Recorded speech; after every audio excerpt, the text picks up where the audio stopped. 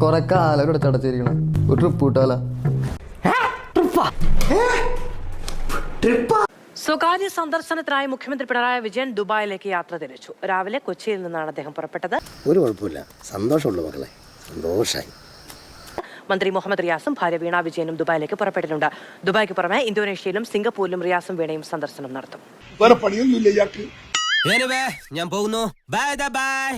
മടിയിൽ കനമില്ലാത്തവൻ എന്തിനു പേടിക്കണം വഴിയിൽ.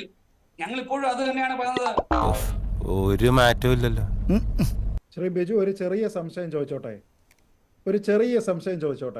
Yes, tell me. അസ്മി, സംശയം എന്നും നല്ലതാണ്. മുഖ്യമന്ത്രി സ്ഥലത്തുണ്ടോ ഇല്ലയോ എന്നറിയാൻ ഈ നാട്ടിലുള്ള ഒരു പൗരന് അവകാശമുണ്ടെന്ന് താങ്കൾ കരുതുന്നുണ്ടോ ഇല്ലയോ? പിണറായി വിജയന് മാത്രമേ അത്തരം ഒരു യാത്ര സംഘടിപ്പിക്കാൻ സാധിക്കൂ. നിങ്ങൾ കേട്ടില്ലേ? ഈ സ്ട്രോങ്ങിന്റെ ഒരു ഭാഗ്യേ. ഇതൊക്കെ എന്ത് മലയാള മനോരമ റിപ്പോർട്ട് ചെയ്തത് അവർക്ക് കിട്ടിയിരിക്കുന്ന ഇൻഫർമേഷന്റെ പേരിലാണ്. എനിക്കിവിടെ വേറെയും കളികളുണ്ട്.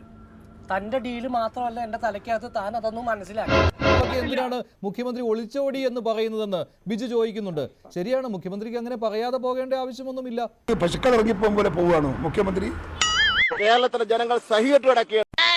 അദ്ദേഹത്തിന്റെ സന്ദർശനം എന്ന് പറയുന്നത് ഏതെങ്കിലും രീതിയിലുള്ള സ്പോൺസർഷിപ്പ് വഴിയാണോ? ആൾക്കാർക്ക് അറിയാനുള്ള താല്പര്യമുണ്ട്.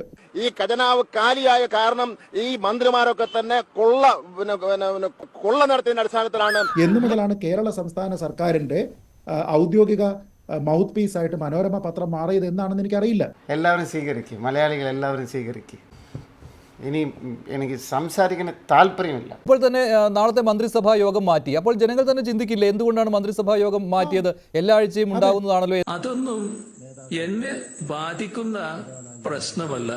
ഞങ്ങളെ സംബന്ധിച്ച് ഞങ്ങളുടെ ഇടതുപക്ഷ ജനാധിപത്യ മുന്നണിയുടെ കൺവീനർ പറഞ്ഞ കാര്യം തന്നെയാണ് ഞങ്ങൾക്കും പറയാനുള്ളത്. ആദ്യം അദ്ദേഹം പറയുന്ന കാര്യങ്ങളെ കുറിച്ച് ശരിയായ നിലയിൽ പരിശോധിച്ചിട്ട് മാത്രമേ എനിക്ക് അഭിപ്രായം പറയാൻ പറ്റൂ. അവിടുത്തെ വിഭവങ്ങളെ കുറിച്ച് പഠിക്കുവാൻ, ഞാൻ നേരത്തെ പറഞ്ഞ സാങ്കേതിക വിദ്യകളെ കുറിച്ച് പഠിക്കുവാൻ. ഒന്ന് പോവാണ്ട് അവിടെ ഇതെല്ലാരും പറഞ്ഞ ഡയലോഗ് നോണെങ്കിൽ കേൾക്കാൻ നല്ല രസമുണ്ട്. ഞാൻ ചോദിക്കുന്നു, ഈ മനുഷ്യന് തലക്കകത്ത് വെളിയില്ലേ? സാങ്കേതിക വിദ്യകളെ കുറിച്ച് പഠിക്കാനൊന്നുമല്ല, അതൊക്കെ ഒഫീഷ്യൽ ടൂറിലൊക്കെ ഉണ്ടാവുകയുള്ളൂ. അദ്ദേഹം കുടുംബത്തോടൊത്ത് പോയതാണ്. എനിക്കിതൊക്കെ ഒരു ത്രില്ലായിട്ടാണ് തോന്നുന്നത്. ജീവിതത്തിൽ എന്തെങ്കിലുമൊക്കെ ഒരു തമാശയൊക്കെ വേണ്ടേ? അല്ലല്ല, എന്തുകൊണ്ടാണ് നിങ്ങൾക്ക് LDF-നോട് മാത്രം അല്ലെങ്കിൽ ഇടതുപക്ഷത്തോട് മാത്രം ഇത്ര അസഹിഷ്ണുത?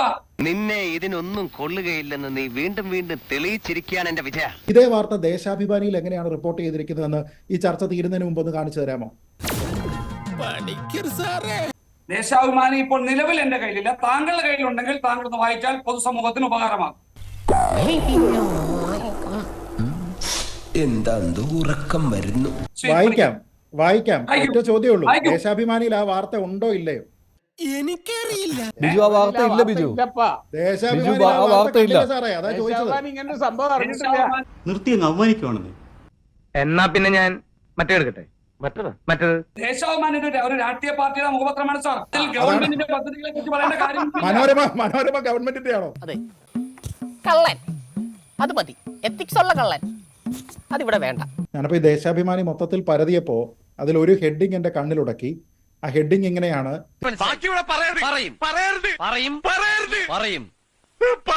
തിരുവനന്തപുരത്ത് നിന്നുള്ള വാർത്തയാണ്. അവധിക്കാലം ഹാപ്പിയാക്കാൻ ബാലസംഘം. നമ്മുടെ നിനക്കതൊക്കെ എങ്ങനെ സാധിക്കും?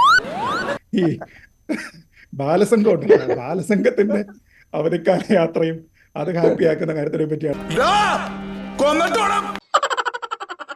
പക്ഷെ അതുമല്ല. അപ്പൊ ബിജു ചേട്ടാ, ദേശാഭിമാനി പോലും ഇത് അറിഞ്ഞിട്ടില്ല എന്നുള്ളതാണ് ഏറ്റവും ദാരുണമായിട്ടുള്ള സത്യം.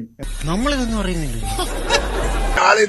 ബൈക്കളെയും കൂട്ടി ഇറങ്ങിപ്പോകുന്ന പോലെ ഇറങ്ങിപ്പോയ ഒരു മനുഷ്യൻ. ഉത്തരവാദിത്വം അദ്ദേഹത്തിന്.